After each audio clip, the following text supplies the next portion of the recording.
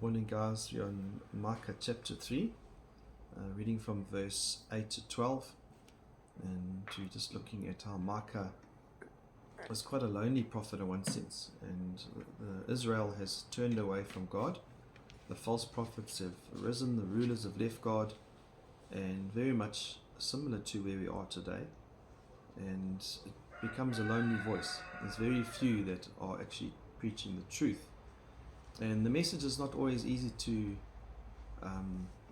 swallow and to listen to, and so that's why people reject the message. So Micah came and he says it's too late. Jerusalem is going to be removed. In fact, in Jeremiah 26:18 it says Micah of Moresheth prophesied in the days of Hezekiah king of Judah, and said to all the people of Judah, thus says the Lord of hosts, Zion shall be plowed as a field, Jerusalem shall be a heap of ruins, and the mountain of the house a wooded hut. And so, it's not a good message, but that's the truth. And so the people would rather listen to what their itching ears, the false prophets. So in verse 8 it says, but in Micah 3, but as for me, I'm filled with power, with the Spirit of the Lord. So compared to the false prophets, God's power and spirit is with Micah, and therefore he's prophesying the truth, and he's prophesying with power and with justice and might, to declare to Jacob his transgressions and to Israel his sin. And so he's been called to expose the sin, to talk of the judgment to come on Israel. Verse 9, hear this, you heads of the house of Jacob and rulers of the house of Israel, who detest justice and make crooked all that is straight, who build Zion with blood and Jerusalem with iniquity. And so they don't have justice. As we've been reading, they've been robbing the poor, they've been taking bribes, and they've turned away from the Lord. Who build Zion with blood and Jerusalem with iniquity. Verse 11, its heads give judgment for a bribe. It's full of bribes. And even today we just see so much bribery and corruption in our leadership in the country. Its priests teach for a price. So no longer do the priests teach for the love of the Lord or for the calling. It becomes like a job. And so they want to get money, they want to get paid. And so they say, look, if you want to be blessed, if you want to be healed, put more money in the kitty.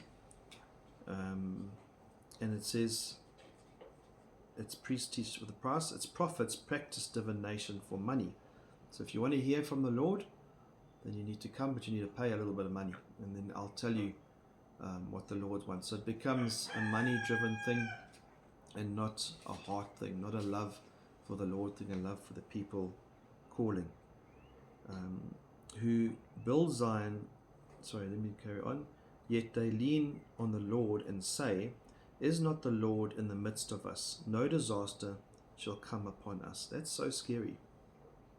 That they haven't apostatized and left in the sense of gone back to the world. They're in the church. They're leaning on the Lord. They're going through the motions. They're saying the Lord is in the midst of us.